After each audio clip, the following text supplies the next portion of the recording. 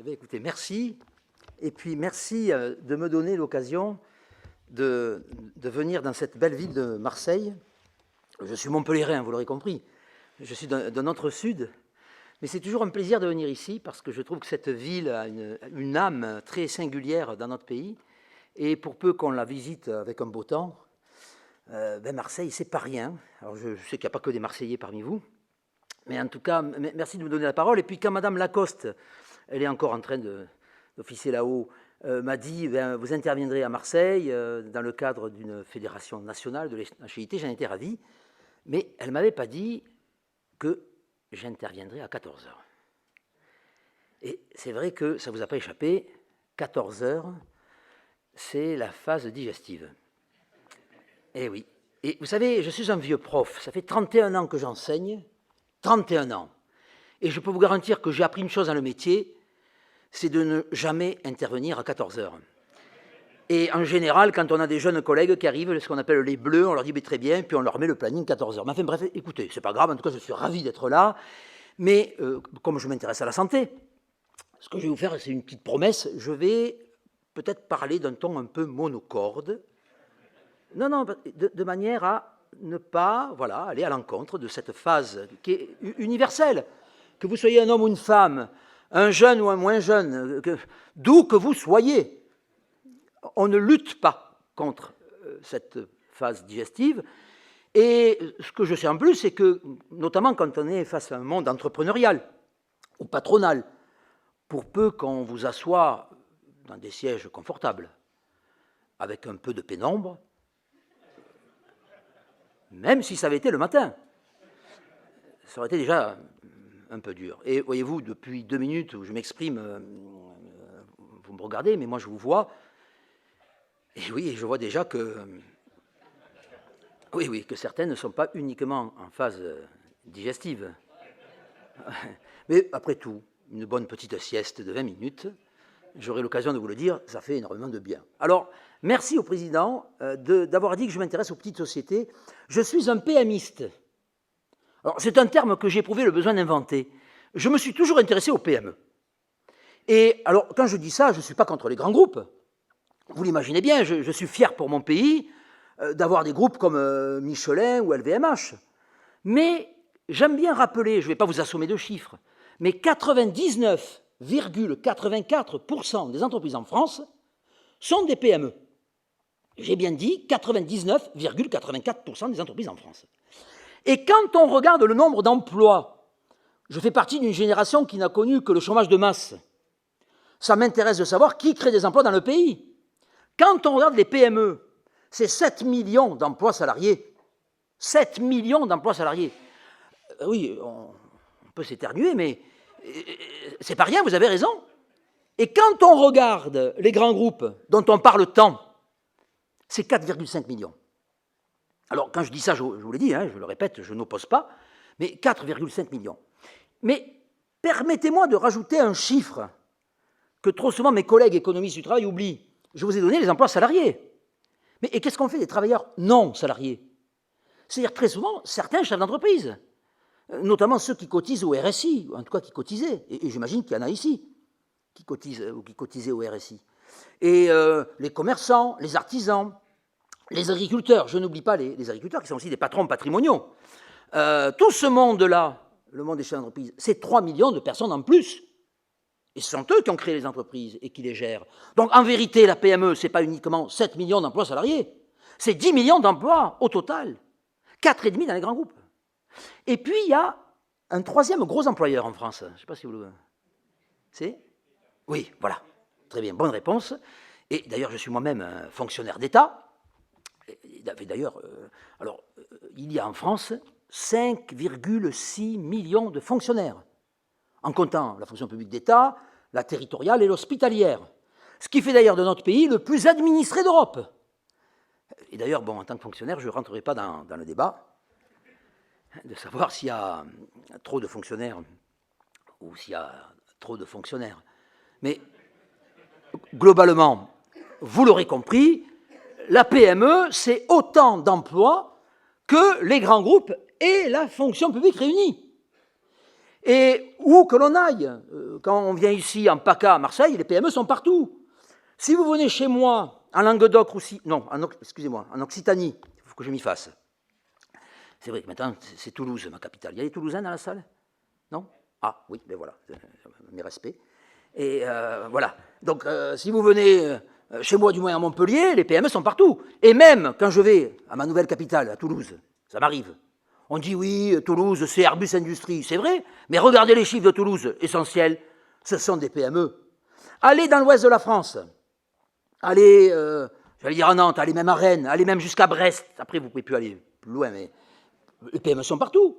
Allez dans les Hauts-de-France, allez à Lille, allez à Roubaix, allez même à Tourcoing si vous voulez, les PME sont partout. Allez dans l'Est, allez même jusqu'à Paris, on dit Paris c'est le CAC 40, mais regardez les chiffres, l'essentiel de l'économie parisienne, elle est portée par les PME. Et ce que je vous dis, on le retrouve dans n'importe quel pays européen. Si vous allez en Suède, en Allemagne, en Espagne, au Portugal, en Italie, en Grèce, l'essentiel de l'économie de ces pays-là, de ces pays européens, sont portés par les PME. Allez aux États-Unis, le pays du big business, de General Electric ou de General Motors, regardez les chiffres, l'essentiel de l'économie américaine, elle est portée par les PME. Allez au Canada et au Mexique, c'est la même chose. Allez en Chine, les PME sont partout. Allez au Japon, les PME sont partout. Allez au Vietnam, allez en Corée du Nord, allez... Non, pardon, j'ai dit Corée du Nord? Pardon, je voulais dire Corée du Sud. N'allez pas en Corée du Nord. Ça ne sert à rien. Je ne pense pas qu'il y ait beaucoup d'entreprises là-bas. Ou de déstabilisation du monde, peut-être. Mais en tout cas, vous l'aurez compris. Et alors, pour ceux qui connaissent l'Afrique, comme je la connais, mais l'Afrique, c'est une terre d'entrepreneuriat. C'est une terre de PME, de TPE. On parle même des fois d'entrepreneurs informels. Ce qui veut dire qu'à l'instant où je parle, quelle que soit la ville, quel que soit, j'allais dire, le canton, le département, la région, le pays, voire même le continent, les PME sont partout. Sauf dans les livres. Et je dirais même que les PME sont partout, sauf dans les théories. Et voyez-vous, quand on a préparé cette intervention avec votre président, avec Madame Lacoste, vous m'avez bien dit qu'il y avait des professionnels ici présents, beaucoup de chefs d'entreprise, des commerciaux, des cadres supérieurs, et vous m'avez dit effectivement d'être très pratique. Et je vous fais une promesse, je vous l'ai faite. Tout ce que je vais vous dire sera théorique. Et je ne vais pas me renier une seule seconde de ce que je suis d'abord et avant tout, c'est-à-dire un universitaire de la PME, un PMiste. Mais permettez-moi de faire passer un message. C'est que trop souvent, les chefs d'entreprise et les praticiens opposent la théorie à la pratique.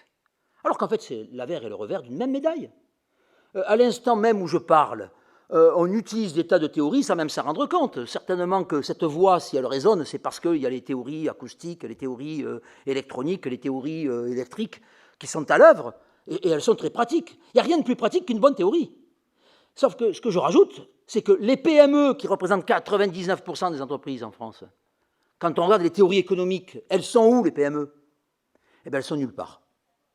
Et je vais vous dire, je vais prendre un exemple personnel qui m'a marqué. C'était l'an dernier, ma fille aînée a passé un bac économique et social.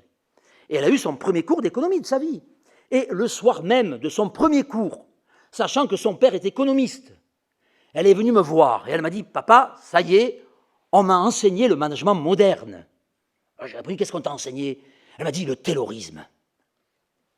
C'est intéressant. Parce que Taylor, bon, c'est un homme méritant, je ne sais pas si vous connaissez sa vie, c'est un homme qui a gravi tous les échelons de la méritocratie. Il a commencé comme apprenti, il a fini directeur général. Mais vous savez dans quel secteur il était? Il était, des fois on me dit dans le secteur automobile, non, il était dans le secteur de l'acier. Et donc quand il va théoriser les théories du taylorisme, ben, il va théoriser quoi? Des histoires de grands groupes. Et puis, à ma fille, on lui a enseigné un autre théoricien du management moderne. Et d'ailleurs, j'aime bien le rappeler parce que des fois, il faut être un peu cocardier. C'est un Français qui, en 1916, va écrire un livre, il était ingénieur, et qui est aujourd'hui considéré encore comme un des fondements du management moderne. C'est Henri Fayolle, qui a fini sa vie en étant professeur à l'école des mines de Saint-Étienne. Mais avant de terminer sa vie, il a été un praticien. Vous savez dans quel secteur il était? Il était directeur général des mines de Commentry. Si vous voulez, pour situer Commentry, c'est à côté de Montluçon. Enfin, bon, Montluçon, c'est pas loin de Clermont-Ferrand. Vous voyez mieux? Oui? Est-ce qu'il y a quelqu'un de Montluçon dans la salle? C'est pas vrai. Ça serait bien la première fois. Non, je ne pense pas qu'il y ait quelqu'un de Montluçon dans la salle. Mais enfin bref. Et puis, à ma fille comme à nos enfants, on lui a enseigné qu'au XXe siècle, on est passé à l'ère de la production de masse. On est passé à l'ère du Fordisme. Mais Ford, c'est toujours pas une PME. Et puis, on lui a expliqué que dans les années 70 et 80, on est passé du Fordisme, de la production de masse, à la production en juste à temps. On est passé du Fordisme au Toyotisme. Mais Toyota, c'est toujours pas une PME. Et puis, on nous explique aujourd'hui à longueur d'antenne qu'on est passé à l'ubérisation de l'économie. Mais Uber, c'est pas tout à fait une PME non plus. Et je ne sais pas si vous l'avez remarqué comme moi, mais on ne cesse de nous parler, très souvent pour s'en méfier, des GAFA. GAFA, c'est quoi? C'est Google, Amazon, Facebook, Apple, rajouter Microsoft. Mais vous l'aurez compris, les sciences économiques ont été toutes construites sur le modèle des grands groupes. Et alors après, quand on s'intéresse aux PME, ben c'est quand même pas la même chose. Une PME, c'est pas IBM divisé par 1000. Et donc on voit bien que, je dirais, par le jeu de la division du travail, on est dans deux mondes complètement différents. Et ça produit ce que j'appelle un effet Gulliver. C'est-à-dire un biais de représentation du monde à partir des géants. On se représente le monde à partir des géants. Et après, ben, on essaie de le calquer à toute l'économie. Et je prends un exemple moi, qui m'a marqué et qui nous ramène au sujet de la santé au travail. Le compte de pénibilité. Putain, je t'aime froid là, mais à moins que vous soyez tous en mode de sieste. Mais le compte de pénibilité, vous en avez entendu parler? Oui. Vous savez, aujourd'hui, moi, je suis devenu employeur, parce que j'ai créé une association sur la santé des chefs d'entreprise et des entrepreneurs, et j'ai 2 salariés. Bon, c'est pas grand-chose, mais enfin, je suis employeur, donc je suis tenu, comme tout un chacun, à respecter le droit du travail, ce qui est tout à fait normal. Vous l'avez regardé, je parle notamment à ceux qui sont des employeurs dans la salle. Vous avez regardé le compte de pénibilité? On y a échappé, puisque maintenant, on n'en parle plus, mais de vous à moi, je vous fais une confidence. Et même si je suis enregistré, mais bon, je peux la faire de manière libre. Quand j'ai regardé le compte de pénibilité, j'étais incapable de répondre pour moi-même. Si vous me posez la question, dans l'année, combien de fois j'ai porté des poids? Combien de fois j'ai eu froid? Combien de fois j'ai eu chaud? Combien de fois j'étais en hauteur? Mais devant moi, je n'en sais rien. Je suis incapable de répondre. Et vous savez très bien comme moi que, en fait, ce compte de pénibilité ne s'adressait pas à l'employeur. Il s'adressait aux employés. Mais du coup, je vous pose une autre question. Si on vous demande de renseigner pour chacun de vos salariés des tas de questions auxquelles vous n'avez pas la réponse, ne serait-ce que pour vous-même, quelqu'un qui est normalement constitué et qui est honnête, je vous pose des questions, vous n'avez pas la réponse. Qu'est-ce que vous me répondez? Qu'est-ce que vous me répondez? Je ne sais pas. Je ne sais pas. On ne peut pas répondre à ça. Sauf que si vous ne répondez pas, une semaine après, vous risquez d'avoir la visite de Gérard. Vous le connaissez, Gérard? Non? Gérard Filoche. Ça vous dit rien? Oui, moi aussi ça me fait tousser. Inspecteur du travail. Gérard Filoche. Vous savez qu'il a failli se présenter à la présidentielle? Bon, il n'a pas eu l'investiture, mais il voulait se présenter à la présidentielle. C'est dommage, parce que s'il y était allé, j'avais trouvé son slogan, moi. Avec Gérard, la France, c'est Filoche. Mais il ne m'a pas donné ce plaisir. Et donc Gérard, inspecteur du travail, il vient vous voir, et au nom de la République, parce que c'est tout le temps comme ça qu'il parle, qu'est-ce qu'il va vous dire? Je vous intime l'ordre de remplir les comptes de pénibilité de chacun de vos salariés, sans quoi vous serez à l'amende. Et imaginons qu'il soit magnanime avec vous. Il vous laisse une semaine. Alors maintenant, je vous repose la question. Vous n'avez toujours pas la réponse, d'ailleurs. Mais je vous pose ces 10 questions auxquelles vous n'avez pas la réponse. Mais vous savez que si vous ne répondez pas, vous allez être à l'amende. Alors là, qu'est-ce que vous faites? Si vous êtes normalement constitué, vous répondez n'importe quoi. Voilà. Eh bien, je vous invite à lire un petit livre. Et j'en profite, parce qu'il a été écrit par un professeur de l'université de Marseille, ex-Marseille, qui est le professeur Roland Gori, G-O-R-I. Il a écrit un petit livre qui se lit comme rien, et dont le titre c'est « La fabrique des imposteurs ». Et il définit l'imposteur comme un homme ou une femme qui s'adapte à un monde inadapté. Et voyez-vous, quand on est dans un monde, et les plus anciens vous le diront, mais les plus jeunes aussi, quels que soient les métiers, quels que soient les secteurs que nous fassions, quand on voit qu'on est face à de plus en plus de règles, de plus en plus de normes, de plus en plus de procédures, de plus en plus de lois, de plus en plus de standards. Quand on est face finalement à ce que le professeur Saval appelle la tétranormalisation du monde, c'est-à-dire les normes comptables, des normes financières, des normes de sécurité, des normes environnementales, des normes de ressources humaines et sociales, à un moment donné, un esprit normalement constitué ne peut pas suivre. Et tous les anciens vous diront qu'à tout métier constant, faire une entreprise dans le secteur qui est le vôtre, il y a 40-50 ans, et aujourd'hui, ce n'est pas la même chose. Parce qu'on est dans un monde de plus en plus bureaucratique, de plus en plus normé, de plus en plus procédural et bureaucratique en vérité. Et donc on voit bien que finalement, à créer de plus en plus de normes, on pousse au crime chacun d'entre nous. Ça fabrique finalement une société d'imposteurs. Mais là où je veux en venir, c'est que, imaginons, prenez l'exemple de Renault. À l'époque, c'était Carlos Ghosn qui n'était pas en prison. Il était à la tête de Renault. Lorsqu'il a appris qu'il y avait le compte de pénibilité, qu'est-ce qu'il a fait à ce moment-là? C'était il y a 18 mois, 20... C'était quoi le compte de pénibilité? C'était il y a 2 ans à peu près?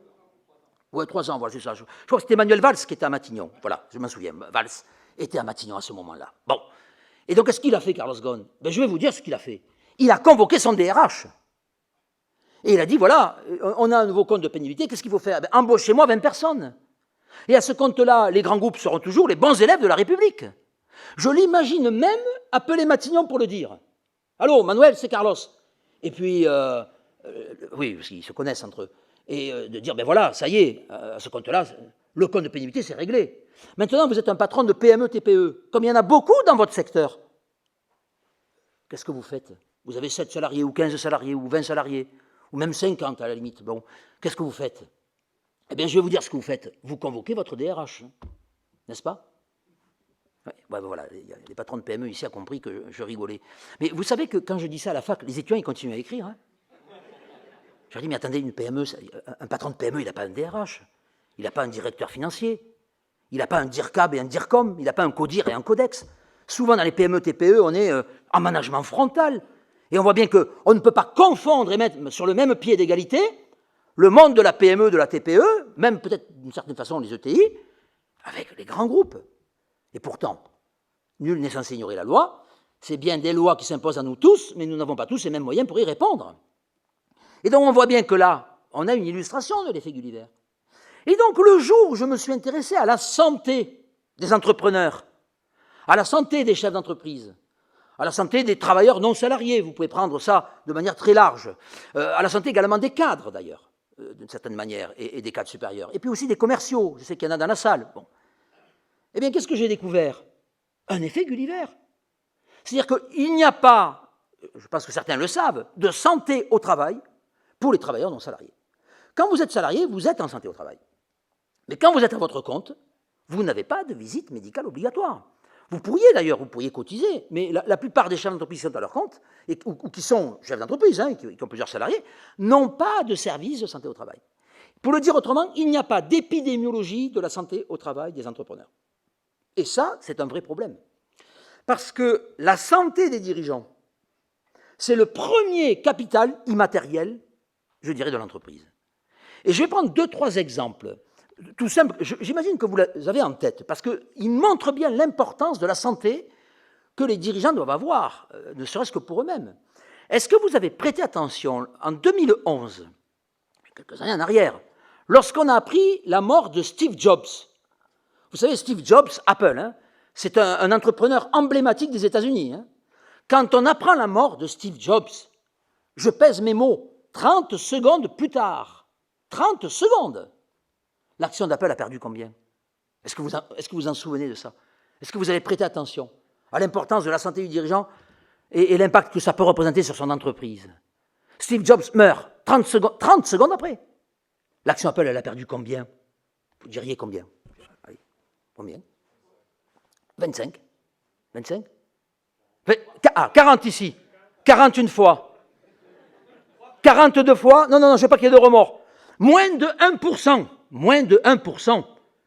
Et j'aime bien cet exemple parce qu'en vérité, c'est un vrai mauvais exemple en vérité. Parce qu'en fait, Steve Jobs, mais vous le savez ça, les marchés financiers, on dit qu'ils sont cyniques. Pourquoi? Parce que les marchés financiers se foutent des mauvaises nouvelles. Ce qu'ils n'aiment pas, ce sont les surprises. Or, la mort de Steve Jobs, c'était une mauvaise nouvelle. Mais ce n'était pas une surprise, parce qu'il avait déjà annoncé en 2004 qu'il avait un cancer du pancréas. Il a tenu 7 ans avec ça. Mais les marchés financiers, vous imaginez bien, avaient déjà largement amorti cette nouvelle-là. Alors maintenant, je prends un bon exemple. Nous sommes en 2006. Un dénommé Édouard Michelin, je ne sais pas si vous vous en souvenez, se met en tête d'aller faire une partie de pêche. De vous à moi, pourquoi est-il allé en Bretagne? Il serait venu chez moi, à Palavas-les-Flots, ou à la Grande Motte. Mais vous connaissez, hélas, l'histoire. Le samedi, il pêche. Ouais, j'allais dire le dimanche, on le repêche, mais vous comprenez bien que je ne ris pas avec ça. Et alors le lundi, là, c'est et la mauvaise nouvelle, et la surprise. Alors là, l'action, elle a perdu combien? D'autant que Michelin, c'est une société en commandite par action. Ce qui veut dire qu'il y a une des particularités du CAC 40 où le lien entre le dirigeant et l'entreprise est encore plus fort. L'action, elle a perdu combien? Il y a peut-être des gens de Clermont-Ferrand qui s'en souviennent, ou de Montluçon, je sais qu'il n'y en a pas. Mais alors, vous diriez combien? Dites. Ah, certains s'en souviennent? J'ai entendu 60%. 60% une fois. Non, je ne veux pas qu'il y ait de remords. Moins de 1%. Vous n'avez pas compris qu'il ne faut pas répondre à mes questions. Mais bon sang, je vous ai dit que j'étais PMiste.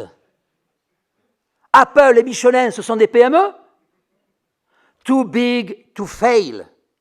Too big to fail. Trop grand pour faillir. Quand Christophe de Margerie, Total, est mort il y a 3-4 ans, c'était minuit, à Moscou, accident d'avion, 48 heures après, il était remplacé. Dans les grands groupes, ce n'est pas la même chose. Je prends un exemple fictif. Imaginez un dirigeant du CAC 40. Imaginons-le en prison. Là-bas, tout là-bas, dans un pays lointain. Eh bien, je vous garantis que 3 mois, 4 mois plus tard, le groupe continuera à tourner malgré lui. Maintenant, vous prenez une PME, une entreprise de 15 salariés, ce qui est déjà pas mal, puisque la moyenne des entreprises en Europe, c'est 7 salariés, je tiens à le dire. Donc tous ceux qui ont plus de 7 salariés sont déjà très au-dessus de la moyenne européenne. Eh bien, lui, il se tue contre un platane. Qu'est-ce qui se passe là? Eh bien, vous avez compris, vous avez un risque de dépôt de bilan. Eh bien, par ces exemples-là, je viens de vous transmettre une des plus belles théories du management de la PME, qui a été forgée par le professeur Henri Mahé de Bollandel, qui est la théorie de l'effet de grossissement. C'est-à-dire que le même phénomène qui peut paraître anodin dans un grand groupe devient cataclysmique dans une PME. Et c'est bien la raison pour laquelle on ne peut pas confondre une PME avec un grand groupe. Et c'est la raison pour laquelle, d'ailleurs, peut-être un jour, il faudra penser à un droit des PME, non pas comme un droit d'une minorité, mais comme un droit d'une majorité silencieuse. Mais moi, ça fait 31 ans que je roule en Renault. Bon, imaginons, je me fais un petit plaisir. Je m'achète une Peugeot. Je suis fonctionnaire. Bon, est-ce que vous croyez que Carlos Ghosn va s'en rendre compte? Hein? C'est too big to fail. On ne pèse rien. Alors que dans une PME, une moyenne entreprise ou même une ETI, enfin, les gros clients, enfin, on les connaît. On a tendance même à investir dans les relations avec le client. D'ailleurs, on dit souvent client plus que le mot marché. Le mot marché est un mot abstrait qui a été créé par les économistes. Et j'ai remarqué que souvent dans le monde des affaires, on dit mes clients et ma clientèle, qui renvoie à un ordre de proximité qui est complètement différent. Mais on voit bien du coup que cette question de la santé du dirigeant, elle est d'autant plus importante que la taille est petite. Et paradoxalement, plus la taille est petite, et moins on a de connaissances sur la santé de ces hommes et de ces femmes. Vous comprenez pourquoi tous les matins, quand je me lève, je suis motivé. Et c'est la raison pour laquelle j'ai créé il y a 10 ans l'Observatoire à Maroc, qui est l'observatoire sur la santé des travailleurs non salariés, des entrepreneurs, les agriculteurs, les commerçants, les chefs d'entreprise, les start-up. Et puis petit à petit, je me suis intéressé aussi aux cadres et aux cadres supérieurs, parce qu'ils ont tendance à avoir parfois, je dis bien parfois, le même comportement. Alors quels sont les principaux résultats que j'ai pu observer? La question de la santé des dirigeants, et je tiens à le dire, hommes comme femmes.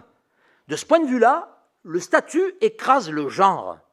Une femme chef d'entreprise a tendance, ou une femme dirigeante a tendance à se comporter comme un homme, de ce point de vue-là. Eh bien, la question de la santé commence par une phrase que j'ai entendue des centaines et des centaines de fois. Et cette phrase, c'est « Je n'ai pas le temps d'être malade ». Vous entendez? Cette phrase, je l'ai entendue des centaines et des centaines de fois. Et j'ai même des fois des hommes et des femmes qui me disent « je n'ai pas le droit d'être malade ». Vous voyez en quoi c'est d'ailleurs plus terrifiant. Parce que je n'ai pas le temps, c'est une chose. Mais je n'ai pas le droit. En quoi seriez-vous en dehors des lois de la biologie? Mais on voit bien que j'ai même certains qui me disent, vous savez, je ne tombe malade que quand je suis en vacances. Mais attendez, mais ça veut dire quoi ça? Ça veut dire que vous êtes en telle surcharge physique et mentale que le jour où vous relâchez, votre corps reprend ses droits. Voilà ce que ça signifie. Et d'ailleurs, un jour, je m'en souviens, j'intervenais avec la FFB à Lorient, et j'avais un gars qui me dit, mais moi, du coup, je ne prends plus de vacances. Voilà. Et il me le disait sur un ton mêlé de fierté. Non, c'est pas ce que je suis venu vous dire. Je suis venu vous dire au contraire, soyez à l'écoute de votre corps. Soyez à l'écoute de votre fatigue. Soyez à l'écoute parce que votre propre santé, je dirais, elle est déterminante, ne serait-ce même que sur la qualité de votre management. J'ai dirigé une thèse de Florence Ghigliani, je la cite, sur qualité du sommeil et efficacité entrepreneuriale. C'est un vrai sujet, ça. Le lien. J'ai fait le lien. Ben, je peux vous garantir deux choses. D'abord, que les dirigeants, hommes comme femmes, ont tendance à rogner leur temps de sommeil. Vous dormez moins que le reste de la population. Et pourquoi vous dormez moins? Pour travailler plus, pas pour faire autre chose. Vous êtes en moyenne à 6h25. Le Français moyen dort à peu près 7h05, même si c'est encore un peu réduit récemment. Je crois qu'on est passé à 7h45 ou 7h50. Vous me direz, oui, un quart d'heure, 20 minutes. Oui, mais un quart d'heure, 20 minutes de sommeil en moins chaque soir, ça fait 150 heures de sommeil en moins à la fin de l'année. Et ça peut produire une dette du sommeil. Et les chefs d'entreprise, les dirigeants, les cadres et les cadres supérieurs ont tendance à faire de leur sommeil une variable d'ajustement. Eh bien, permettez-moi de vous dire, non, le sommeil, ça a une fonction de récupération. Et ce n'est pas une variable d'ajustement, c'est une variable de récupération. Et on voit bien qu'investir le sommeil, c'est quelque chose qui est capital. Et depuis combien de temps n'avez-vous pas changé le sommier sur lequel vous dormez? Vous passez des fois une vie, on passe un tiers de notre vie allongé sur un lit. Est-ce que vous avez, ne serait-ce que réfléchi à la qualité de votre sommier, à la qualité de votre matelas? Il faut réinvestir ces questions-là. Les doubles vitrages, faire le calme le plus absolu dans une chambre. Parce qu'à ce moment-là, la qualité du sommeil va prédisposer de la qualité de votre management. Parce que qu'est-ce qu'elle a montré, Ghigliani? Et les résultats sont diffusables, hein, vous allez sur le site de l'Observatoire, vous pouvez les lire. Elle montre que quand on dort moins bien, on est moins anticipatif. Vous savez, je marche au radar. On est moins anticipatif. Or, un homme ou une femme au travail qui a des responsabilités managériales, est-ce qu'il ne doit pas être anticipatif? Deuxièmement, on est moins créatif. Dans la fatigue, on est moins créatif. Et là, je parle notamment aux chefs d'entreprise. Vous n'avez pas parfois même obligation à être créatif. Et je dirais le troisième point le plus fâcheux, c'est que vous êtes irritable. Est-ce que c'est bon, un manager, un chef d'entreprise, un patron de PME, irritable? Est-ce que c'est bon pour ses salariés?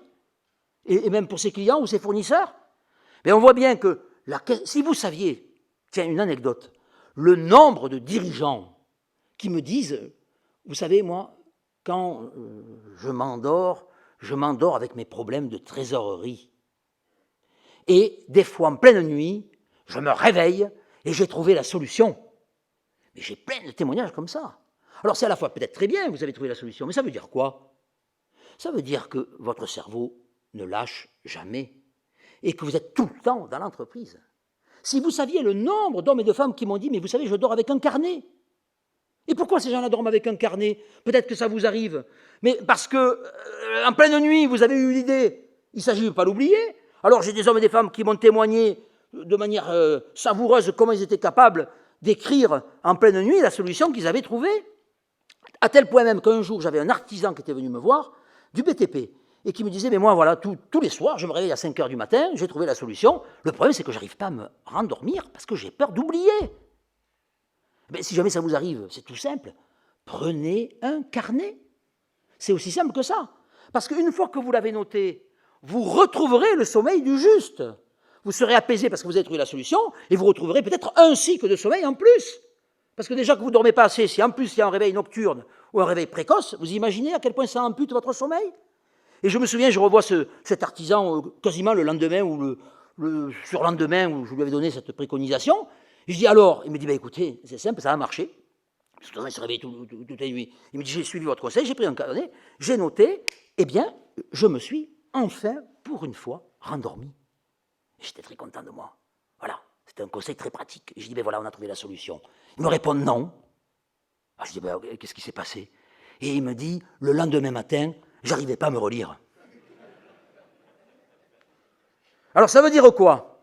Ça veut dire que mon conseil, c'est deux choses. Le carnet, mais avant, exercez-vous à écrire dans le noir. Hein? C'est ça le conseil. Mais vous l'aurez compris, le sommeil ne doit pas être une variable d'ajustement. Et trop souvent, hélas, vous avez tendance à négliger ça.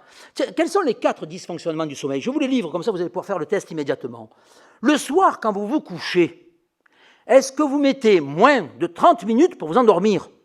C'est à peu près la norme. On devrait mettre moins de 30 minutes. Mais il y en a qui mettent moins d'un quart d'heure. Il y en a qui mettent... Est-ce qu'il y en a qui mettent plus de 30 minutes dans la salle?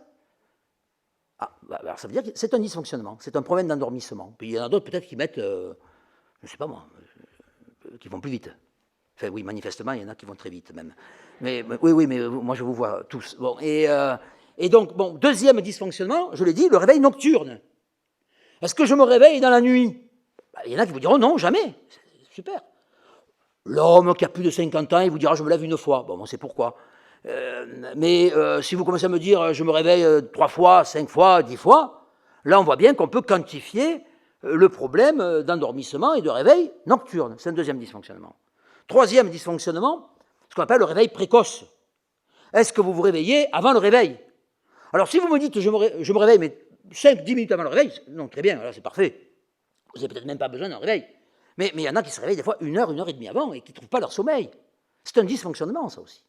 Et puis le quatrième dysfonctionnement, c'est le matin quand vous vous réveillez, est-ce que vous vous sentez encore fatigué? Et si c'est le cas, c'est aussi une forme de dysfonctionnement. Et sachez qu'aujourd'hui, la médecine, c'est assez récent, il y a des médecins du sommeil. On passe un tiers de notre vie à dormir, figurez-vous que c'est qu'à partir de 1988 qu'on a l'index de qualité du sommeil de Pittsburgh qui a commencé à faire des travaux très sérieux sur la mesure de la qualité du sommeil, même si certains étaient précurseurs avant. Mais globalement, c'est quelque chose qu'il faut bien soigner quand on est un entrepreneur.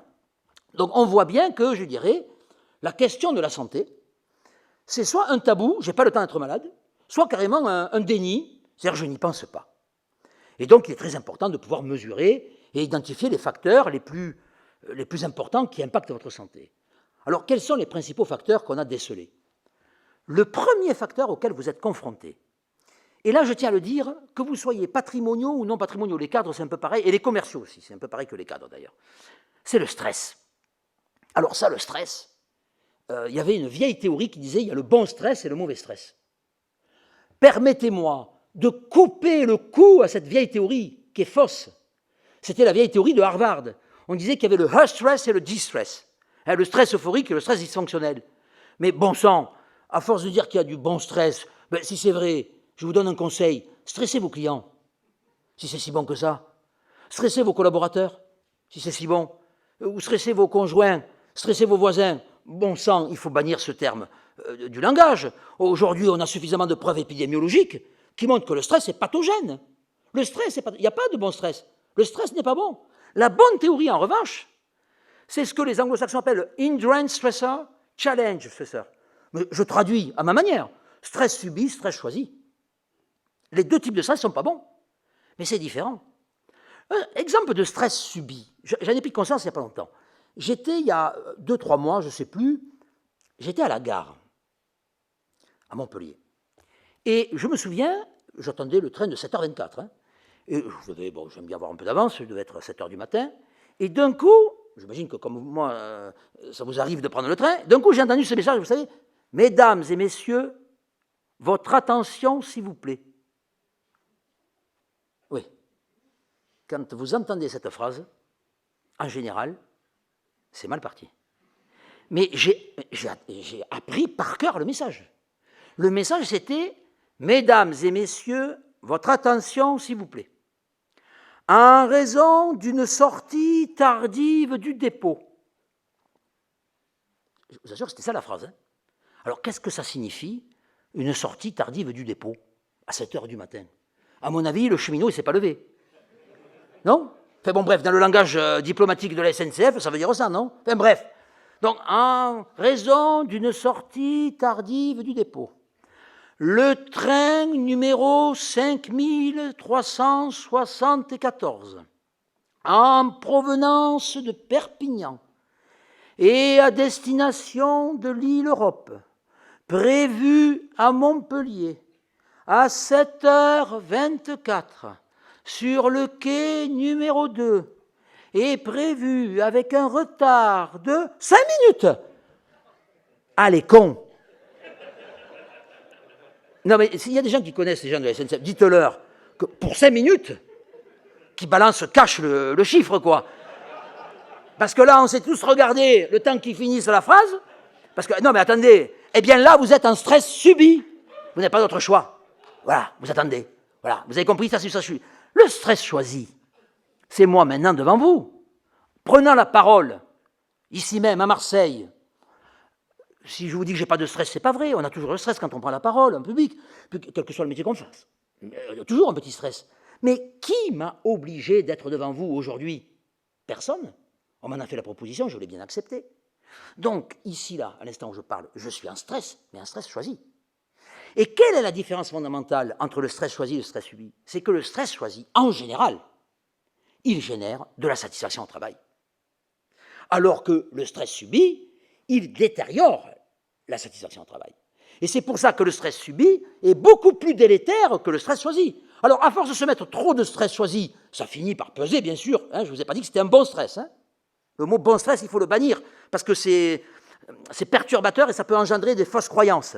Mais par contre, le stress choisi, le jour où j'ai mesuré, chez les entrepreneurs, chez les commerciaux, chez beaucoup de cadres, la question du stress subi, du stress choisi, et c'est heureux, j'ai constaté qu'ils avaient davantage de stress choisi que de stress subi. Et c'est comme ça que certains d'entre vous peuvent parfois déclarer être en stress beaucoup plus fort que les autres, mais comme il s'agit d'un stress plutôt choisi que subi, alors là, vous tenez mieux. Deuxième facteur auquel vous êtes confrontés, et je dirais que c'est ce qui fait la noblesse des chefs d'entreprise, c'est l'incertitude du carnet de commandes. Et on peut peut-être étendre aux commerciaux, on peut peut-être aussi l'étendre à certains cadres. Mais moi qui suis fonctionnaire, je connais mon salaire dans 5 ans. Je connais mon salaire dans 10 ans. Nous avons dans la fonction publique des échelles indiciaires qui nous disent, enfin, oui, je vous voyais rire, sauf cataclysme grec. Mais globalement, si tout tient, il faut l'espérer, eh bien, je connais mon salaire. Moi, quand je vais voir le banquier, ils sont gentils avec moi. Mais un jeune qui s'installe, que ce soit dans votre secteur ou dans un autre, il n'est jamais sûr de rien. Et quand il va voir le banquier, alors là, les garanties bancaires, caution, les cautions, le cautionnement bancaire, c'est quand même pas rien. C'est une réalité. Et donc, on voit bien que là aussi, il n'y a pas de principe d'égalité. C'est que simplement, on n'est pas dans le même monde. Et donc, l'incertitude, c'est un facteur, je suis heureux de vous le dire, c'est un facteur qui est pathogène. C'est-à-dire, vivre sans arrêt dans l'incertitude, ce n'est pas bon pour la santé. Le troisième facteur que j'ai pu observer chez les entrepreneurs, et là aussi hommes comme femmes, et les dirigeants, c'est la surcharge de travail. Alors, le travail, c'est bon pour la santé. Vous savez, c'est vrai, ça a été montré. Et je vous invite à lire le livre de Michel Debout, qui est un professeur de santé publique de Saint-Étienne. Il a écrit un petit livre remarquable, c'est « Le traumatisme du chômage ». Et il montre que les taux de mortalité, de morbidité les plus élevés, ce ne sont pas les ouvriers non qualifiés, ce sont les chômeurs de longue durée. Donc le travail, c'est la santé. Ça a été démontré. Mais jusqu'à une certaine limite. Vous travaillez 8 heures par jour, 9 heures, 10 heures, très bien, et votre santé, c'est bien. Mais si vous travaillez 11 heures, 12 heures, 13 heures, parfois peut-être il y en a qui travaillent 14 heures par jour, alors là, on est dans la phase pathogène. Et d'ailleurs, je vous pose la question, où est le point d'inflexion? Quelle est la quantité de travail optimale par rapport à la santé? Est-ce que ce sont les 35 heures? Je pose la question. Est-ce que ce sont les 35 heures, d'après vous? Vous savez que j'ai posé cette question à Lille, là-bas, à Lille. Je ne me suis pas débiné. Je suis allé chez elle et j'ai posé la question. Enfin, J'avais lu toute la collection, hein, Martine à l'école, Martine à la plage. Il n'y a que Martine au travail que je n'ai pas lu. Non, ne riez pas, je crois qu'il n'est pas sorti. Et je n'ai pas eu de réponse. Parce qu'en vérité, il n'y a pas de réponse. On est tous très inégaux par rapport à ça. Vous avez des hommes et des femmes, le lundi matin à 10h, ils sont déjà fatigués. Non, ne riez pas, j'en croise à la fac. Vous couperez ça à la caméra. Bon, alors la première fois, je me suis dit, tiens, il a dû faire la fête. Mais au bout de 10 fois, il y a des gens qui sont tout le temps, voilà, ils sont fatigués de naissance. Voilà, ils sont nés un dimanche. Voilà. Ou un jour férié. Voilà. Et puis vous avez des hommes et des femmes qui sont frais comme des gardons, ils ont travaillé 50 heures par semaine, ou 60. On est tous très inégaux. Mais par contre, tous, qui que nous soyons, à des moments donnés, on peut se dire, je me sens fatigué. Une fois de plus, je le dis, je le redis, c'est le conseil principal. Soyez à l'écoute de votre corps et soyez à l'écoute de votre fatigue. Parce que qui que nous soyons, on n'est pas en dehors des lois de la biologie, on n'est pas en dehors des lois de la pesanteur. Et donc à un moment donné, à force de trop tirer sur la carcasse, eh bien, on finit par pouvoir créer parfois des ruptures. Et on sait très bien, je vous l'ai dit tout à l'heure, que plus la taille est petite, plus la rupture du dirigeant, en termes de conséquences sociales, sont extrêmement importantes. Donc on voit bien que la question de la surcharge, le jour où on l'a mesurée, les chefs d'entreprise sont les plus gros travailleurs de France. On le sait, ce n'est pas un scoop pour vous. Mais le Français moyen travaille 38,4 heures. 38,4 heures. Les Français font quelques heures sup. Mais quand on regarde ceux qui travaillent le plus, source de la DARES, qui est le ministère du Travail, ce sont les cadres et les cadres supérieurs. Ils travaillent en moyenne entre 45 et 50 heures. Ces hommes et ces femmes. Et j'aime bien le rappeler aux étudiants, parce qu'on ne parle que des 35 heures dans notre pays, parce qu'on a mis la question du salariat comme étant le centre de toute la préoccupation politique et sociale. Mais vous savez très bien qu'un cadre supérieur, un commercial, il n'est pas aux 35 heures. Il est un peu plus chargé de mission, il est, une fois que le travail est accompli. S'il commence à compter sans donner, il ne fait rien. On le sait très bien. Mais au-dessus de ces gens-là, il y a une dernière catégorie. Ce sont les chefs d'entreprise. Commerçants, artisans, professionnels libéraux, parce que pour moi, un expert comptable, il paye l'URSSAF, il cotise au RSI. Hein. Ce sont aussi des chefs d'entreprise. Tout ce monde-là, ils sont en moyenne à 55 heures. Donc vous êtes de très loin les plus gros travailleurs de France. Et je terminerai par un dernier point qui est un facteur aussi pathogène et qui est peut-être le plus insidieux, surtout pour les chefs d'entreprise, un peu moins pour les cadres et un peu moins peut-être pour les commerciaux. Je dis bien un peu moins, mais à discussion. C'est la solitude. La solitude. Combien de fois n'ai-je entendu, notamment dans le monde, des entrepreneurs « je suis le nez dans le guidon ». C'est une expression PMiste par excellence. Mais ça veut dire que vous êtes en telle surcharge là aussi, qu'à un moment donné, vous avez du mal à prendre du recul. Et on voit bien que la solitude, je vous renvoie à une étude que j'ai faite pour la BPI, la Banque publique d'investissement. Nicolas Dufour m'a demandé de superviser une étude sur les solitudes des chefs d'entreprise. Et du coup, comme je me suis intéressé à ça, j'ai mis des indicateurs de mesure de risque d'épuisement professionnel, de burn-out. Et qu'est-ce que j'ai constaté? Que la solitude est un des déterminants du burn-out. Et je suis très heureux, et je m'en réjouis, que, je crois, peut-être pour la première fois, les conjoints et les conjointes dans votre Assemblée générale aient été conviés à cette conférence. Parce que très souvent, c'est le conjoint et la conjointe qui voient mieux que le chef d'entreprise lui-même certains signes de faiblesse. Les conjoints et les conjointes, on les appelle les sentinelles. On en parlait tout à l'heure avec votre président. C'est-à-dire ce sont ceux et celles qui sont normalement bienveillants. Enfin, bon, des fois, c'est pas toujours le cas. Mais en tout cas, et c'est eux qui voient des choses. Et donc on voit bien que, à force de trop tirer, la solitude, la surcharge de travail, l'incertitude du carnet de commande et le stress, vous avez compris quelle était mon hypothèse? Vous devriez tomber comme des mouches. Ouais. Et pourtant, quand je vous vois, vous me semblez plutôt bien portant. Et certains même... Ah, et je terminerai là-dessus. Parce que j'ai une contre-hypothèse. Et cette contre-hypothèse, je la dois à un chercheur israélien qui s'appelle Antonovsky. Et Antonovsky va faire un constat, il dit, mais quand on parle de santé, on est toujours négatif. D'ailleurs, ce que j'ai été jusqu'à présent, j'ai été plutôt négatif. Je vous ai parlé de facteurs pathogènes, de facteurs qui sont plutôt nuisibles pour la santé. Et il dit, mais est-ce qu'il n'y a pas des facteurs qui, au contraire, génèrent de la bonne santé? Et il va introduire le terme de salutogénèse. Un facteur salutogène, c'est un facteur qui est bon pour la santé, par opposition à pathogène. Et donc, il va nous inviter à nous intéresser, ce que j'ai fait moi par la suite, à quels sont les facteurs qui sont bons pour la santé. Et qu'est-ce que j'ai pu observer, notamment chez les chefs d'entreprise, et de manière plus générale, chez les autres aussi, notamment quand ils sont en posture de responsabilité. Premier facteur qui est bon pour la santé, et je peux vous dire qu'on a accumulé plein de preuves empiriques de ce que je dis, et d'autres chercheurs bien avant nous, bien avant mon équipe de l'Université de Montpellier, c'est ce que les psychologues appellent le locus of control interne. Mais je traduis, c'est le sentiment de maîtriser son destin. Figurez-vous qu'un homme ou une femme qui a le sentiment de maîtriser son destin, il vit mieux et plus longtemps que celui qui est fataliste.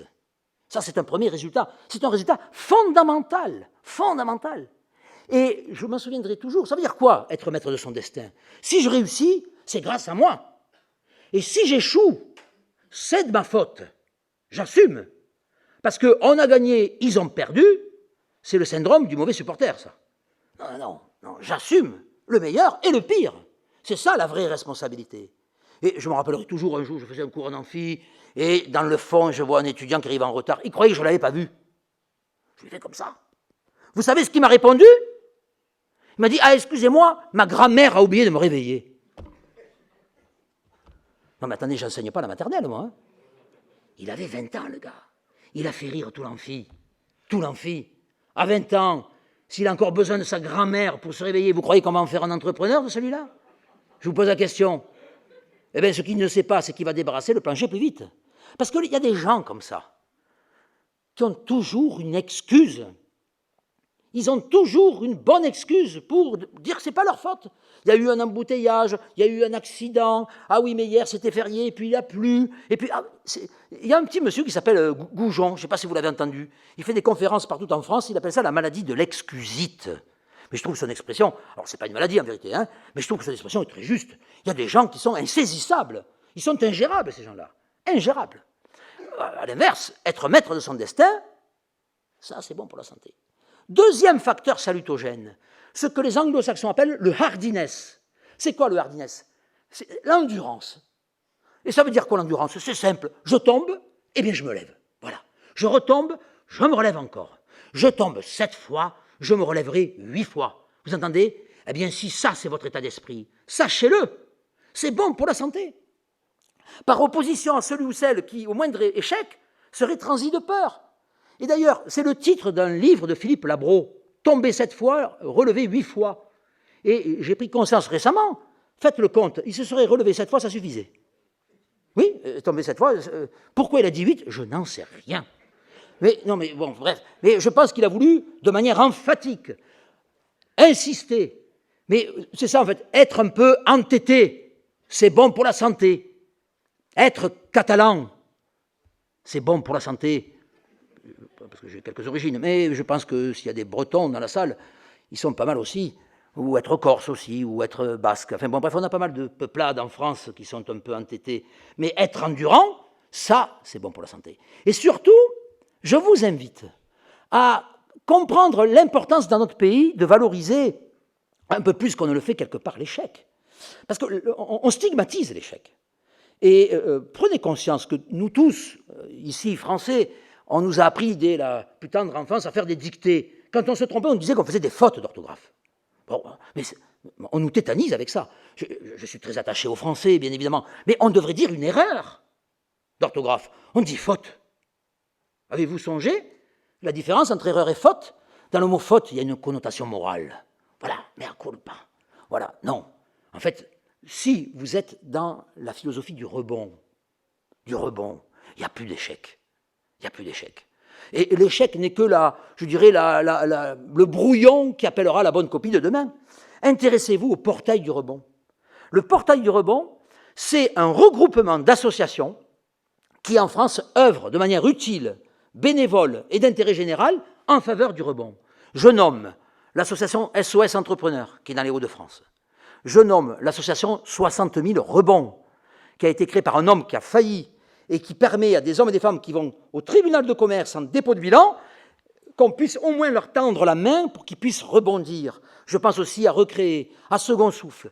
Et peut-être que certains connaissent aussi APESA, qui est l'aide ou l'accompagnement pour les entrepreneurs en souffrance aiguë.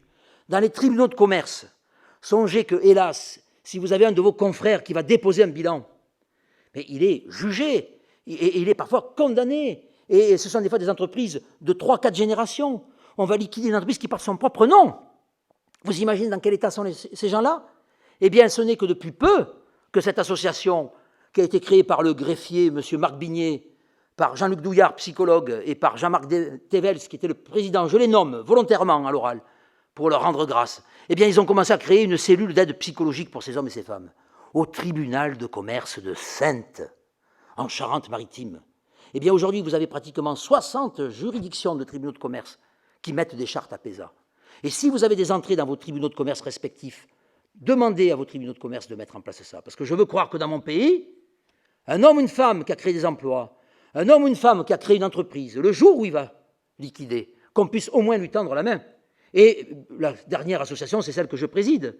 C'est l'Observatoire à Maroc, qui s'intéresse à la santé des chefs d'entreprise. Mais là, intéressez-vous au portail du rebond. Parce que je pense que c'est très important. Et c'est très important pour être de plus en plus endurant.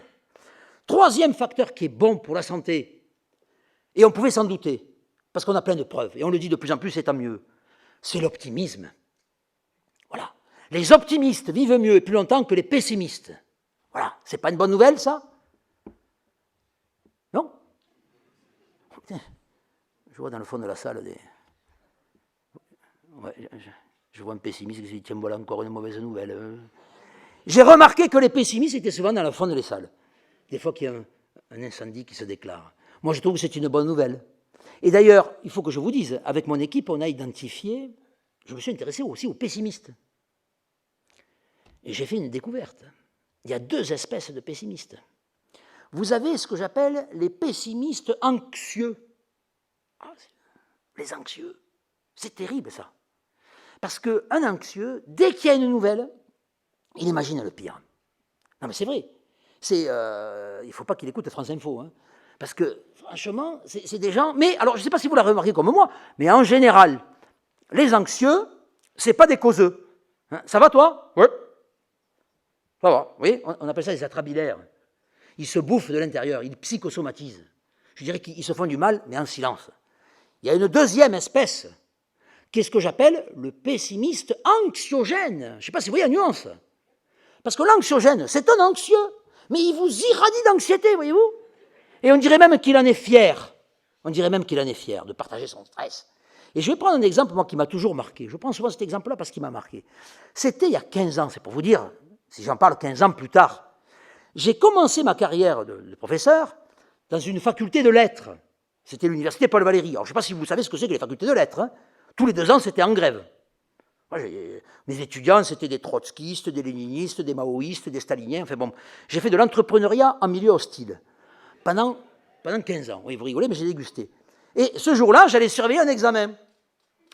Et, vous voyez, c'était là, un long couloir, mais encore plus long que ça. C'était un long couloir. Et je vois arriver une de mes collègues, du fond du couloir. Je la vois arriver comme ça. Et puis quand elle arrive à ma hauteur, elle me dit, tiens, qu'est-ce que tu fais là? Elle me dit. Et moi, du tac au tac, je dis, ben, je vais surveiller un examen. Vous savez ce qu'elle me répond? Elle me dit, ah, tu auras assez de papier?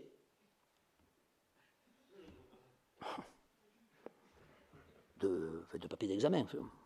Alors là, comment vous dire, hein, je crois que je vous l'ai dit, je suis un vieux prof. Ça fait 31 ans que j'enseigne. C'est le privilège des normaliens. On commence tôt dans la maison. Vous imaginez bien que des examens, j'en avais organisé des centaines et des centaines de fois. Vous imaginez bien. Eh bien, vous êtes bien assis. Je ne m'étais jamais posé la question avant un examen de savoir si j'allais manquer de papier d'examen. Jamais. Mais quand elle me dit ça, je me dis, tiens, c'est pas con comme question. Mais attendez, 3 secondes après, j'ai mis à l'heure au juste. Mais est-ce que j'aurai assez de papier? Eh bien, c'est ça, cet anxiogène. Ce sont ces personnes que vous croisez en 5 secondes, le temps de vous poser la question. Elles vous ont insinué le doute. Mais c'est pas fini, puis elle me dit, ah, et si tu es un étudiant qui triche? Ah, tu auras assez d'examinateurs? Et puis elle est partie. Ça vous est jamais arrivé, ça? Des fois, vous êtes bien, tranquille, et puis d'un coup, vous dites, tiens, je me sens pas bien. Ah! Alors, quel est mon conseil? Refaites le film de la journée depuis le petit matin. Et dites-vous qui j'ai croisé depuis ce matin. Parce que c'est très important de les repérer, ces anxiogènes. Alors, vous avez compris, vous les repérez. D'ailleurs, je suis prof de management. Comment on gère les anxiogènes? C'est pas une vraie question, ça? Il y a deux solutions. La première, et je voudrais que ce soit un message d'espoir. Oui, parce que j'ai vu que tout le monde n'a pas rigolé dans la salle. Bon, je les repère maintenant, les anxieux. Les psychologues vous diront le problème de l'anxiété, hélas, c'est un trait de personnalité. Et les traits de personnalité, c'est stable dans le temps. Ouais, à court terme, mais pas à moyen long terme. À condition, et à la seule condition, que vous ayez la volonté de changer. Et si j'ai bien un message à faire passer, c'est ceux qui seraient un peu anxieux, des fois angoissés, des fois pas bien dans leur peau, etc. Ne restez pas toute une vie sous l'emprise de l'angoisse. Ne restez pas toute une vie sous l'emprise de l'anxiété, parce qu'on peut y réchapper. Mais ayez la volonté. Et dans ce cas-là, allez voir un psychologue. Entamez peut-être une psychothérapie. Allez voir peut-être un coach. Peu importe, il y a plein de moyens. Mais ne restez pas toute une vie à vous bouffer de l'intérieur, parce que ce n'est pas une vie que d'imaginer le pire à chaque fois qu'il y a une nouvelle. Ça, c'est la première solution. La deuxième, qui d'ailleurs, avec le recul, m'a amené à me dire, tiens, c'est la seule chose de maths que j'ai appliquée dans ma vie. C'est un peu plus radical d'ailleurs. C'est la tangente. La première fois, l'anxiogène vous prend en traître. Vous l'avez repéré. Mais la deuxième fois, vous voyez, quand vous le voyez arriver de loin, eh bien, vous faites en sorte que sa trajectoire ne croise jamais la vôtre. Vous prenez la tangente. Et je vous assure que c'est efficace. Ah oui, oui. Et je m'en souviendrai là aussi, de temps en temps, quand on intervient, on fait des rencontres amicales qui marquent. Et là aussi, c'était avec la Fédération française du bâtiment à Lorient. Et à la fin de mon propos, il y avait un grand gaillard du bâtiment qui vient me voir et me dit « Ah, votre définition de l'anxiogène !» Je me rappelle comme c'était hier. J'ai dit « Vous avez reconnu un collaborateur ?» Il me dit « Non, ma femme. »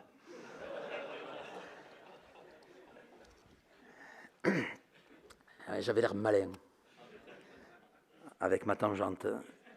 Enfin bref, il faudra que j'y retourne pour voir ce qu'il a appliqué. Mais vous aurez compris, j'arrive à la fin de mon propos. C'est-à-dire que quand je regarde la vie des entrepreneurs, la vie des dirigeants et des dirigeantes, la vie des managers, j'ai tout lieu de penser que vous accumulez les facteurs pathogènes. Le stress, vous ne faites même plus attention, la surcharge de travail, l'incertitude du carnet de commandes, la solitude. Mais j'ai tout lieu de penser que vous cumulez aussi des facteurs salutogènes. Quand on est chef d'entreprise, vous ne croyez pas qu'il faut être maître de son destin? Si vous allez voir le banquier, que vous dites, vous savez, si je réussis, c'est que j'ai de la chance. Voilà. Et puis, si j'échoue, ce n'est pas de ma faute. Voilà. Il ne va pas vous prêter beaucoup d'argent. Hein. Alors, il faut être maître de son destin. Deuxièmement, et je parlerai plus particulièrement pour les chefs d'entreprise, mais que les cadres ici présents, je sais qu'ils sont nombreux et les commerciaux ne m'en veulent pas, mais quand même là, le patron patrimonial, c'est quand même pas rien, celui qui engage son propre argent. Hein, moi, je n'ai pas engagé mon argent à l'université, mais ceux qui l'engagent, ils méritent quand même cette considération. Vous ne croyez pas qu'il faut être endurant? Vous ne croyez pas qu'il faut être endurant quand on est chef d'entreprise? Je vous pose la question même pour ceux qui ne le sont pas. Vous savez, quand moi j'ai créé ma première micro-entreprise, j'en parlais avec monsieur tout à l'heure, à l'époque il n'y a pas d'auto-entreprise, j'ai dit micro-entreprise, pour pouvoir facturer, pour avoir un numéro ciré. Une semaine plus tard, je n'avais rien fait, je vous assure, j'ai reçu une lettre de l'URSSAF. Eh bien, je vais vous dire, quand je l'ai décacheté, je croyais qu'ils allaient me féliciter. Pourquoi est-il si risible d'imaginer dans notre pays qu'au nom de la République, un homme ou une femme qui crée une entreprise ne reçoive les félicitations de l'État? Pensez donc, pour ceux qui connaissent et qui payent l'URSSAF comme moi, ça commence par « sauf erreur de notre part ». Hein? C'est le seul moment où ils sont polis. Voilà. Et puis après, vous regardez le chiffre en bas à droite et vous payez. Et d'ailleurs, j'en ai pris conscience très peu de ça, mais est-ce que vous avez prêté, notamment aux chefs d'entreprise ici présents, est-ce que vous avez prêté attention au logo de l'URSSAF? Non? Oui, maintenant vous regardez le chiffre en bas à droite et vous payez. Bon, mais vous savez qu'un logo est censé raconter une histoire, c'est extraordinaire. Vous savez qu'est-ce que c'est le logo de l'URSSAF? Alors c'est un petit bonhomme. Vous avez un carré à la place de la tête. Et vous savez comment il est le bonhomme? Il est comme ça. Je vous assure, il est comme ça. Et je dis, ben c'est ça l'URSSAF. Vous allez les voir, vous vous faites braquer. Et si vous n'êtes pas content, ils vous mettent la tête au carré. Il faut être endurant quand on est chef d'entreprise. Et je tiens à le dire haut et fort. Parce que je sais qu'il n'y a pas que des chefs d'entreprise dans cette salle. Permettez-moi, en tant que fonctionnaire, de le dire, de le redire et de le rappeler. Et vous savez, j'aime bien rappeler les salaires, parce que les Français ils confondent Carlos Ghosn avec l'artisan du coin. Mais les salaires d'un patron de PME, source CPME, c'est 4 200 € net par mois.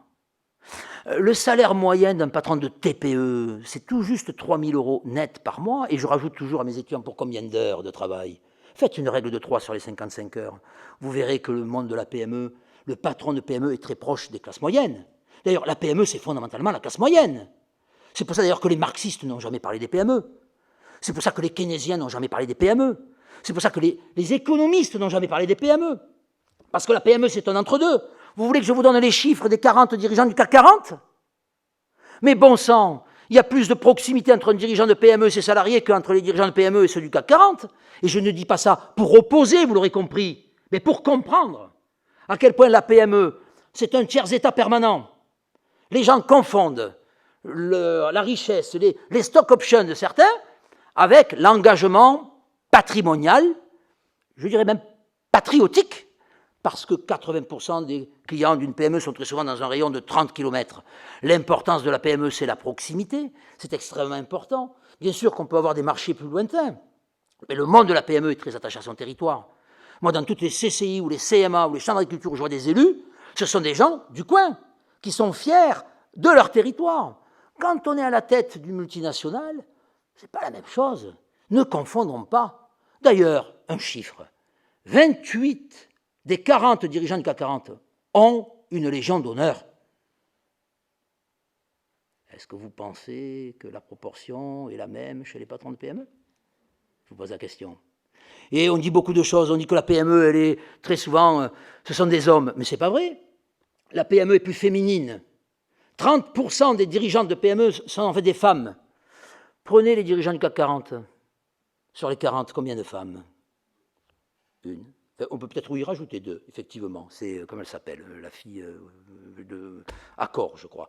Mais sinon, je pensais à Cochère ou Colère. Enfin, voilà. Mais il y en a 2. Bon, on n'est pas dans les mêmes proportions. La PME, elle est extrêmement importante dans une société. Et j'aurais même tendance à dire que la PME, c'est la démocratie. Ça, c'est un autre sujet. Mais voyez-vous, il me semble que j'ai terminé mon propos. Finalement, quand on regarde la santé des chefs d'entreprise, on se rend compte qu'ils ont tous ces facteurs pathogènes. Mais ils ont des facteurs salutogènes. Je l'ai dit, l'endurance, la maîtrise du destin et l'optimisme. Parce que quand on est un chef d'entreprise, on est un investisseur, on est un formateur, on est, je dirais, un créateur. Songez le mot créateur. Au départ, c'est un mot religieux, le créateur. Et on dit d'un homme ou d'une femme qui crée une entreprise, c'est un créateur. Mais bon sang, pourquoi ? Mais parce qu'à un moment donné, il se crée peut-être un destin, il se crée peut-être une dynastie et une destinée. Et c'est en ce sens-là que c'est quelque part un créateur, toute proportion gardée bien évidemment. Et donc on voit bien que être entrepreneur, ça génère de manière endogène des facteurs optimisme. Et donc j'arrive à la fin de mon propos. J'ai une balance. Et j'ai tout lieu de penser qu'il y a des facteurs pathogènes, j'ai tout lieu de penser pour les dirigeants et les dirigeantes qu'il y a des facteurs salutogènes. Et je vous pose la question, parce que j'ai réalisé la première étude épidémiologique sur la santé de ces hommes et de ces femmes. Et je vous pose la question, qu'est-ce que j'ai découvert ? Alors, vous allez me permettre de faire un petit vote à main levée, à la COSAC, comme on dit dans les facultés de lettres. Mais qui pense que ce sont les facteurs salutogènes, c'est-à-dire bons pour la santé, qui sont plus forts et qui l'emportent sur les facteurs pathogènes. Pour le dire autrement, qui pense que voilà, les facteurs salutogènes sont plus forts ? Levez la main, je vous prie, pour avoir une indication. Ah, voilà. Plutôt une majorité, je dirais, oui. Et qui pense, et vous avez peut-être de bonnes raisons de penser, que ce sont les facteurs pathogènes qui l'emportent sur les facteurs salutogènes. Levez la main. Bon, 1, 2, 3, à peu près. Bon, voilà. Bon, il y a une grande majorité. Il y en a peut-être certains qui n'ont pas voté. Il y a peut-être on m'a dit qu'il y avait des Normands dans la salle, donc je pouvais m'y attendre. Mais pourtant, à Rouen, là-bas, j'ai posé la question et ils ont répondu. Eh bien, je vais vous dire, la bonne nouvelle, c'est que ça penche du bon côté. C'est-à-dire qu'en fait, il y a ce que j'appelle une salutogénèse entrepreneuriale. C'est-à-dire, globalement, après il y a des cas particuliers, mais globalement, entreprendre, c'est bon pour la santé. C'est-à-dire que ça génère des facteurs positifs qui l'emportent sur les facteurs négatifs. Mais, je vais rajouter un bémol. Si, en moyenne, les travailleurs non salariés, les chefs d'entreprise de manière globale, les dirigeants, sont en meilleure santé que les autres, j'ai regardé ce qu'on appelle l'écart type, la variance. Et j'ai constaté que l'écart type et la variance chez les dirigeants étaient également plus élevés. Alors ça veut dire quoi? Ça veut dire que les entrepreneurs, ils ont des hauts très très hauts, mais qui peuvent avoir des bas très très bas. Et toute la question que nous posons aujourd'hui, nous, observateurs à Maroc, c'est quels sont les filets de sécurité que notre société organisée doit mettre en place pour éviter que certains d'entre vous ne craquent. Parce que j'ai dirigé également une autre thèse sur le burn-out des chefs d'entreprise. C'est hélas une réalité.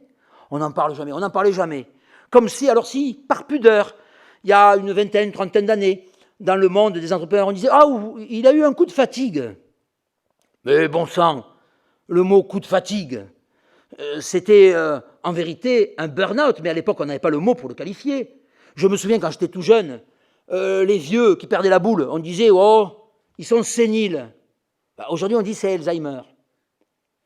Ce n'est pas la réalité qui a changé, c'est le mot. Mais voyez-vous l'importance de mettre des mots sur le mal, ou de mettre des mots MOS sur les mots MAUX, c'est que ça permet de faire des avancées. Parce que naguère, les anciens, nos vieux, nos grands-parents, on disait ils sont séniles. Aujourd'hui, Alzheimer. Alzheimer, c'est la recherche. Et la recherche, ça fait faire des progrès. Et on peut peut-être apporter des réponses. Eh bien, à force d'avoir nié le burn-out, en disant « Oh, c'est un coup de fatigue », on n'a jamais apporté de solution, puisqu'on l'a nié, cette évidence-là. Eh bien, j'ai mesuré les taux de risque d'épuisement professionnel chez le monde entrepreneurial. C'est fluctuant selon les lieux, selon les secteurs. Mais première estimation, sur un échantillon représentatif, 17,2%. Ils ne sont pas en burn-out, en risque de burn-out. Quand il y a burn-out, je n'ai plus rien à dire. Je ne suis pas psychiatre. Là, vous allez au CHU. Mais par contre, le risque de burn-out, ça m'intéresse. Parce que là, on est dans le management. Et donc, là, et je dirais que les organisations professionnelles doivent se préoccuper de ces questions-là aussi. Comment éviter que certains d'entre vous ne craquent? Ça, c'est une vraie question. Et c'est la raison pour laquelle, avec la permission des organisateurs, je vais me permettre ce que je ne faisais pas avant, mais que je fais maintenant depuis peut-être maintenant 2 ans. Je vais me permettre de terminer en lançant un appel. L'Observatoire à Maroc. Aujourd'hui, moi, j'ai pris mon risque entrepreneurial, j'ai une psychologue à plein temps qui fait de la prévention de risques d'épuisement professionnel. Nous avons mis des numéros verts. J'ai même le RSI qui nous a aidés. Je tiens d'ailleurs à le dire. J'ai plusieurs organismes qui sont venus en soutien de nos actions. Mais l'Observatoire Maroc est une association à but non lucratif. Je ne le voulais pas, mais mon équipe m'a convaincu de ça. Nous souhaitons être reconnus d'intérêt général. Nous souhaitons être reconnus d'intérêt général. Parce que mon idée, c'est que la santé des chefs d'entreprise, elle est ni plus importante ni moins importante que celle des salariés. Vous l'aurez bien compris, en tant que PMiste, je n'oppose pas. On n'est pas dans la lutte des classes dans une PME. Mais je dis que tout simplement, on ne peut pas être dans une société qui valorise l'entrepreneuriat, notamment en disant aux jeunes, allez-y, créez des startups, etc., et ne pas se préoccuper éventuellement de la casse. Et donc, pour être reconnu d'intérêt général, il y a 2 conditions, me dit l'État. La première, c'est d'exister depuis 3 ans. Nous existons depuis 10 ans, ça c'est fait. La deuxième, c'est qu'il me faut 300 adhérents. Alors vous me voyez venir. Avec la permission des organisateurs, je suis venu avec, pour ceux qui le veulent, des bulletins d'adhésion. Et bien sûr, ce n'est pas l'affaire du siècle, c'est 20 €. En échange de ces 20 €, vous participerez à nos expériences.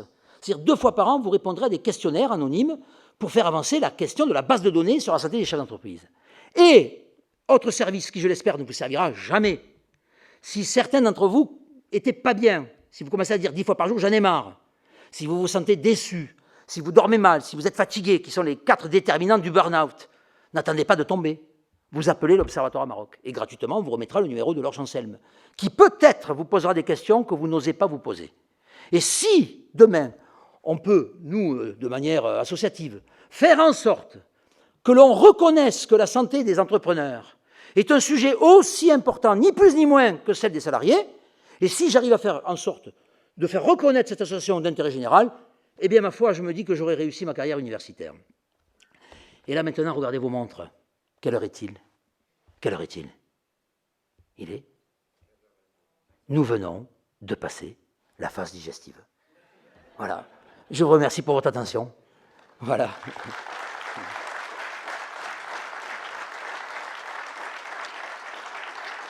Merci.